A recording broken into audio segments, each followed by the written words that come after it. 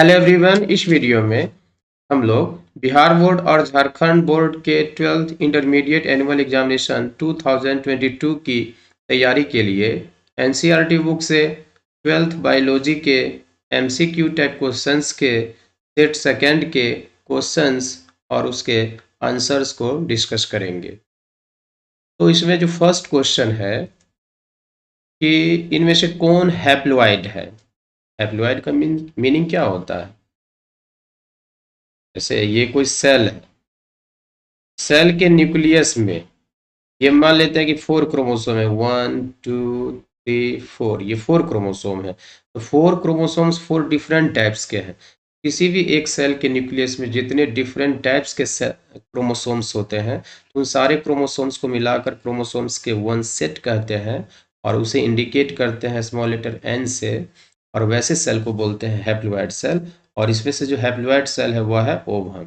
इसी में अगर मान लेते हैं कि ये वाला क्रोमोसोम है, तो ये क्रोमोसोम टोटल 2 क्रोमोसोम है, ये भी 2 क्रोमोसोम है, ये भी 2 क्रोमोसोम है, ये भी 2 क्रोमोसोम है, तो बोलेंगे इसमें टोटल क्रोमोसोम्स 8 हैं।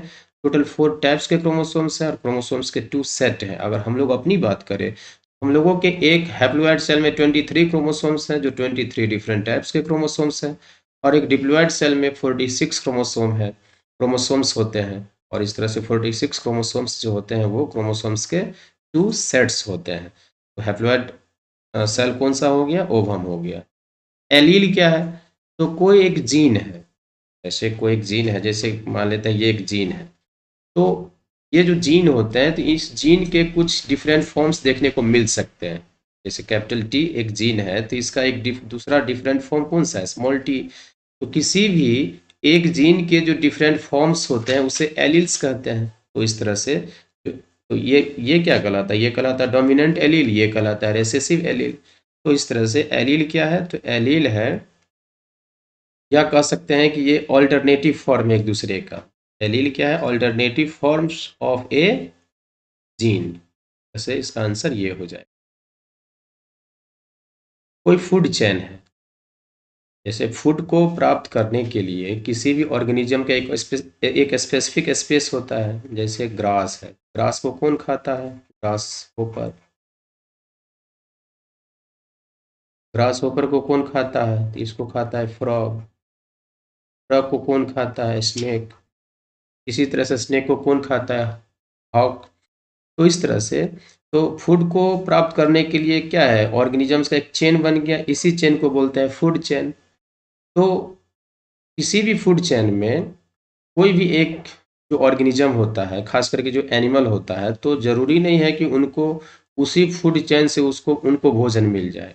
हो सकता है कि वह जो किसी एक फूड चेन के कोई एक एनिमल है, वो किसी दूसरे फूड चेन के किसी दूसरे एनिमल को खाता है। तो और ये रियलिस्टिक है, ये वास्तव में देखा जाता है। इस तरह से 2 या उससे अधिक फूड चेन्स का जो एक इंटर कनेक्शन होता है या लिंक होता है, उसे बोलते हैं फूड वेब बोलते हैं। और ये नेचर में वास्तव में पाया जाता है। ये तो एक थ्योरेटिकल है, जो फूड चेन है ये थ्योरेटिकल है। फंजाई और हायर प्लांट्स के रूट्स के बीच एक एसोसिएशन होता है, जिस एसोसिएशन को कहते हैं माइकोराइजा। और यहाँ पर दोनों एक दूसरे को फायदा पहुंचाता है, और ये म्यूचुअलिज्म का भी एग्जाम्पल है यहाँ पर। जेम्यूल्स किस में पाए जाते हैं? तो जेम्यूल्स पाए जाते हैं स्पंज में। जेम्यूल एक रिप्रोडक्टिव स्ट्रक्चर है। बाद में इसे क्या है कि जेम्यूल से बहुत सारे स्पंज बनते हैं। नेक्स्ट क्वेश्चन है कि एक एक नॉर्मल मैन है, एक नॉर्मल मैन है। तो नॉर्मल मैन हम लोग अपने लिए क्या लिख सकते हैं? एक्स वाई लिख सकते हैं। ये 2 सेक्स क्रोमोसोम जो 23rd पेयर होते हैं क्रोमोसोम्स के, एक्स वाई होता है। और एक गर्ल है, तो यहाँ पर गर्ल को क्या लिखेंगे? जो 2 सेक्स क्रोमोसोम होता है वह एक्स एक्स होता है। लेकिन ये जो गर्ल है नॉर्मल नहीं है, ये कैरियर है। कैरियर, और वो हीमोफीलिया के लिए है। तो क्या होगा कि एक जो इसमें 2 जीन होगा। यहाँ पर डोमिनेंट जीन है जो कैपिटल एच है, जिसे लिखा नहीं जाता है, और यहाँ पर स्मॉल एच है, इसी से हीमोफीलिया होता है। लेकिन होता क्या है कि फीमेल में चूंकि डोमिनेंट जीन एच है, कैपिटल एच है, तो यहाँ पर इनको ये डिजीज नहीं होगा। अब क्या है कि इन दोनों के बीच क्रॉस करवाएं, तो क्रॉस करवाने से पहले क्या बनाएगा, ये दोनों गैमिट्स बनाएगा। तो गैमिट्स यहाँ पर कितने टाइप्स के बनेंगे, एक गैमिट मीन्स ये मेल है तो एक स्पर्म में चला जाएगा एक्स क्रोमोसोम, एक स्पर्म में चला जाएगा वाई क्रोमोसोम। और यहाँ पर जो गैमिट बनेगा यहाँ भी 2 टाइप्स के गैमिट्स बनेंगे। एक गैमिट्स मीन्स ओवम में जाएगा एक्स क्रोमोसोम और एक में जाएगा एक्स, और उस पर जो जीन है वो रेसेसिव जीन है या रेसेसिव एलील है। अब ये गैमिट्स है, ये स्पर्म है, ये ओवम है। अब इनका फ्यूजन करवाएंगे, इनका फ्यूजन करवाएंगे तो क्या बनेगा, यहाँ पर बनेगा एक्स एक्स, जो एक फीमेल बनेगी।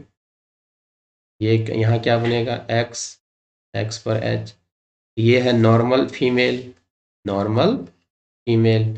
ये क्या है, कैरियर फीमेल। इन दोनों का डिजीज नहीं होगा। अब मेल की बात करें तो यहाँ पर क्या है, ये एक्स वाई, ये तो नॉर्मल में, ये तो नॉर्मल हो गया, सन हो गया या मेल हो गया, इसको बीमारी नहीं है। और ये क्या है, यहाँ पर हो गया एक्स और यहाँ पर ये एच और यहाँ पर ये वाई। तो देखिए ये इसको यहाँ पर डिजीज है, ये हीमोफिलिक है। ये क्या है, हीमोफिलिक है, मतलब इसको बीमारी हीमोफिलिया हो गया। तो ये टोटल क्या है, ये टोटल तो सन है ना, टोटल सन्स है। क्या कह रहा है कि इसमें जो सन है तो टोटल सन्स का कितने परसेंट सन को हीमोफिलिया डिजीज होगा, तो 50%। ये तो क्या है, ये तो डाउटर्स है। और सन, ये एक सन क्या हो रहा है, एक हो रहा है नॉर्मल, एक हो रहा है हीमोफिलिक, तो इस तरह से इसका आंसर ये हो जाएगा।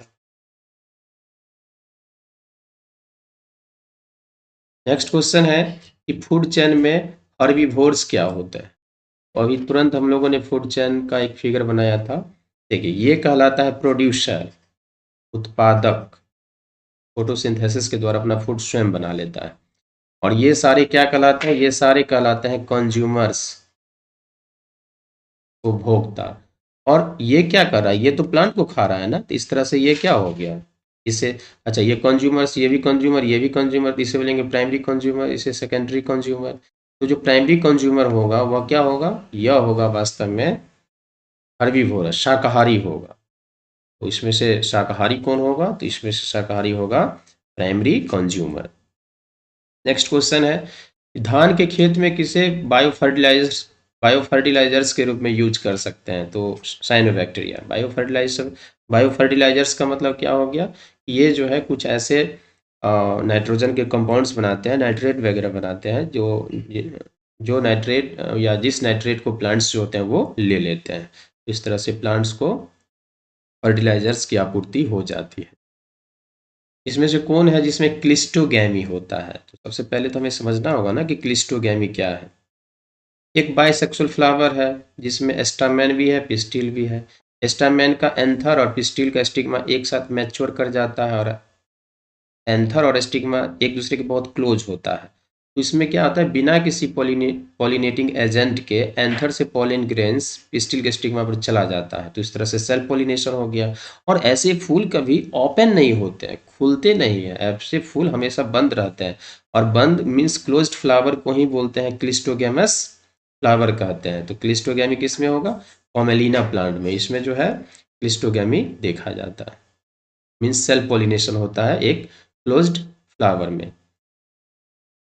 डीएनए का वह पार्ट जो अपना स्थान बदलता है उसे बोलते हैं ट्रांसपोजॉन्स बोलते हैं, जिसे जंपिंग जीन्स भी कहते हैं। इकोसिस्टम में जो बायोटिक कंपोनेंट्स होता है वो क्या होता है, बायोटिक कंपोनेंट्स मीन सारे ऑर्गेनिजम्स। और इकोसिस्टम में 3 तरह के ऑर्गेनिजम्स होते हैं, एक जो अपना फूड बना लेता है फोटोसिंथेसिस के द्वारा, प्रोड्यूसर्स कहते हैं। एक वह एनिमल्स जो प्रोड्यूसर से डायरेक्टली या इनडायरेक्टली अपना फूड प्राप्त करता है, कंज्यूमर्स। और ये दोनों जब मरेंगे तो मरने के बाद इनके बॉडी को क्या किया जाएगा, डिकम्पोज कर देगा, ब्रेक कर देगा। और ब्रेक करने के बाद ये अपना न्यूट्रिएंट्स लेगा, बाकी को मिट्टी में ही मिला देगा न्यूट्रिएंट्स के रूप में, जहाँ से प्लांट उसको ले लेगा। तो ये तीनों जो है बायोटिक कंपोनेंट्स के बायोटिक कंपोनेंट हैं इकोसिस्टम के।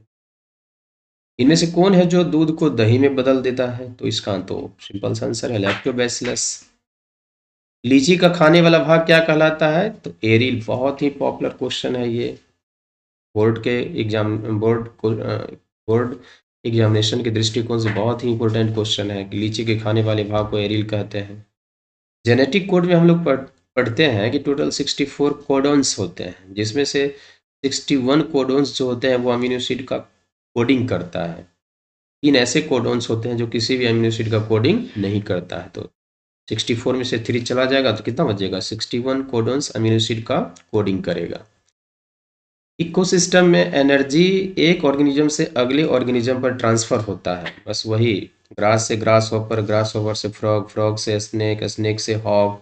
तो किस रूप में ट्रांसफर होता है एनर्जी? क्या लाइट के रूप में, हीट के रूप में? नहीं, केमिकल के रूप में। केमिकल मीन्स जैसे ये स्टार्च या ग्लूकोज हो गया ना, सॉरी स्टार्च या ग्लाइकोजन हो गया, या कह सकता है कि जो ग्लूकोज है तो उसमें एनर्जी जो स्टोर्ड रहता है, तो ग्लूकोज का ही बना होता है स्टार्च, ग्लूकोज का ही बना होता है ग्लाइकोजन। तो केमिकल्स मीन्स स्टार्च या ग्लाइकोजन के रूप में एनर्जी का ट्रांसफर होता है। तो इस तरह से इसका ये आंसर होगा। यहाँ पर फूड भी अगर रहता केमिकल्स की जगह तो फूड भी चलता।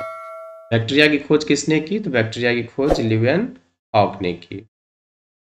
नेक्स्ट क्वेश्चन है, इनमें से कौन सा स्टेटमेंट करेक्ट है? तो एनालॉगस ऑर्गन्स, जैसे मान लेते हैं कि बटरफ्लाई का विंग्स और बर्ड का विंग्स, तो दोनों के विंग का क्या है? स्ट्रक्चर अलग है, ओरिजिन अलग है, लेकिन इनका फंक्शन एक जैसा है। तो मान लेते हैं कि ये एक स्पीसीज है, ये एक दूसरा स्पीसीज है, दोनों का क्या है? स्ट्रक्चर अलग है, ओरिजिन अलग है, लेकिन दोनों का काम क्या है? दोनों का काम एक है। तो दोनों क्या है? मिल रहा है एक पॉइंट पर, तो जो मिलता है तो उसे क्या बोलते हैं? कन्वर्जेंट। तो इस तरह से कन्वर्जेंट इवोल्यूशन का एग्जाम्पल होगा कौन? Analogous organs. और ये कह सकते हैं कि बटरफ्लाई का विंग और बर्ड्स का जो विंग है, दोनों का विंग एनालॉगस ऑर्गन्स कहलाते हैं। तो वो कन्वर्जेंट इवोल्यूशन का एग्जाम्पल है। इनमें से कौन है जो जिन्होंने ये बताया था कि ऑर्गन्स के है ना यूज और डिसयूज करने से लाइफ के डिफरेंट फॉर्म्स जो हैं वो डेवलप होते हैं? तो ये बताया था लेमार्क ने। थॉमस माल्थस एक इकोनॉमिस्ट है, अर्थशास्त्री है। इनके द्वारा पॉपुलेशन पर अपना एक मतलब काम किया गया था। काम करने के बाद कुछ रिजल्ट आया था, जिसके आधार पर यह बताया गया था कि जब पॉपुलेशन बढ़ेंगे लोगों का, मतलब पॉपुलेशन जो लोगों का बढ़ता है वो जियोमेट्रिक रेशियो से बढ़ता है, 1 से 2 से 4 से 8 से 16, इसे जियोमेट्रिक रेशियो कहते हैं। थॉमस माल्थस के द्वारा पॉपुलेशन पर काम किया गया था। स्वीट पोटैटो मीन्स शकरकंद और आलू, ये दोनों का काम एक ही है, फूड को स्टोर करना। लेकिन ये क्या है? ये तो स्वीट पोटैटो जो है वो तो रूट का पार्ट है, और पोटैटो किसका पार्ट है? स्टेम का। भाई दोनों, ये किसका है? पोटैटो जो है वो स्टेम का है और ये रूट का है। स्ट्रक्चर तो बिल्कुल डिफरेंट है, लेकिन काम एक है, फूड को स्टोर करना। तो जब स्ट्रक्चर अलग हो और काम एक हो तो उसे एनालॉगस ऑर्गन्स कहते हैं। एस.एल. मिलर एक अमेरिकन साइंटिस्ट है, जिनके द्वारा बताया गया था, लेबोरेटरी में सेटअप किया गया था और कुछ सुगर्स या अमीनो एसिड्स वगैरह को बनाया गया था। नेचुरल सिलेक्शन का जो थ्योरी है वो किसके द्वारा दिया गया था? तो ये दिया गया था डार्विन के द्वारा दिया गया था। होमोलोगस स्ट्रक्चर्स, अभी तुरंत हम लोग बात किए थे एनालॉगस ऑर्गन्स का, और इसमें है होमोलोगस ऑर्गन्स। मीन्स क्या है कि डिफरेंट स्पेसीज के बॉडी के ऑर्गन्स का जब स्ट्रक्चर एक जैसा हो और फंक्शन जब अलग हो तो उसे होमोलोगस ऑर्गन्स कहते हैं या होमोलोगस स्ट्रक्चर्स कहते हैं। तो होमोलोगस स्ट्रक्चर्स का एग्जाम क्या हो जाएगा? Same body structure but different functions. इनमें से कौन है जो ह्यूमरल इम्यूनिटी में या के लिए जिम्मेवार है? ह्यूमरल इम्यूनिटी मीन्स क्या हो गया? Antibody mediated immunity. और जैसा कि हमें पता है कि हमारे ब्लड में जो 3 टाइप्स के सेल्स हैं, जिसमें से एक है WBC, white blood cells. White blood cells का एक टाइप है लिम्फोसाइट्स, और ये लिम्फोसाइट्स 2 प्रकार के होते हैं, बी लिम्फोसाइट्स और टी लिम्फोसाइट्स। तो बी लिम्फोसाइट्स जो होते हैं वो भाग लेते हैं ह्यूमोरल या एंटीबॉडी इम्यूनिटी में भाग लेते हैं। इनफैक्ट होता क्या है कि जो बी लिम्फोसाइट्स है, तो बी लिम्फोसाइट्स को हम लोग बी सेल्स भी कहते हैं, बी लिम्फोसाइट्स को बी सेल्स भी कहते हैं। तो जो बी सेल्स हैं ये जब किसी वैक्सीन या किसी पैथोजन के एंटीजन को रिकॉग्नाइज करते हैं, पहचानते हैं, तो ये डिवाइड करते हैं और डिवाइड करने के बाद दो तरह के सेल्स बनाते हैं। एक प्लाज्मा सेल्स बनाता है और एक मेमोरी सेल्स बनाता है। और ये प्लाज्मा सेल्स बाद में एंटीबॉडी बनाता है। एंटीबॉडी एक प्रोटीन है ना, वाई हटा करके आई एस जोड़ देंगे तो एंटीबॉडीज, बहुत सारे एंटीबॉडीज बनाते हैं और यही एंटीबॉडीज जो हैं पैथोजेंस या उनके एंटीजन से फाइट करता है। तो इस तरह से एंटीबॉडी कौन बनाते हैं, तो आपको ये बी सेल्स बनाते हैं। बी सेल्स में कौन बनाते हैं, तो प्लाज्मा सेल्स बनाते हैं। तो इस तरह से जो बी सेल्स या बी लिम्फोसाइट्स होते हैं वो ह्यूमरल इम्यूनिटी में भाग लेते हैं। कोकिन किस प्लांट से प्राप्त किया जाता है, कोकिन एक ड्रग है। कोकिन किससे प्राप्त किया जाता है, कोकिन प्राप्त किया जाता है इरिथ्रोजाइलन कोका से प्राप्त किया जाता है।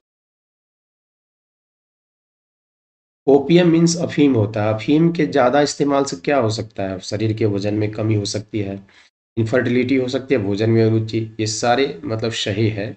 इस तरह से इसका आंसर होगा all of the above. Active immunity किसके द्वारा खोजा गया था, तो एडवर्ड जेनर जो है, इन्हें फादर ऑफ इम्यूनोलॉजी भी कहा जाता है और इनके द्वारा फर्स्ट वैक्सीन बनाया गया था स्मॉल पॉक्स का। तो इस तरह से कह सकते हैं कि एडवर्ड जेनर जो है वो एक्टिव इम्यूनिटी इनके द्वारा खोजा गया था। दवा यहाँ पर ड्रग्स है, तो जो ड्रग्स होता है जो नॉन मेडिकल यूज के लिए होता है, जैसे एक है ओपियाइड्स, एक है अभी तुरंत हम लोग देखे हैं कॉकीन। तो ड्रग्स के कई ग्रुप्स होते हैं, ठीक है। तो इस तरह से इसका आंसर क्या हो जाएगा, मैनी हो जाएगा। तो इस तरह से हम लोगों ने इस वीडियो में बायोलॉजी सेकेंड सेट के क्वेश्चंस और उसके आंसर्स को डिस्कस कर लिया।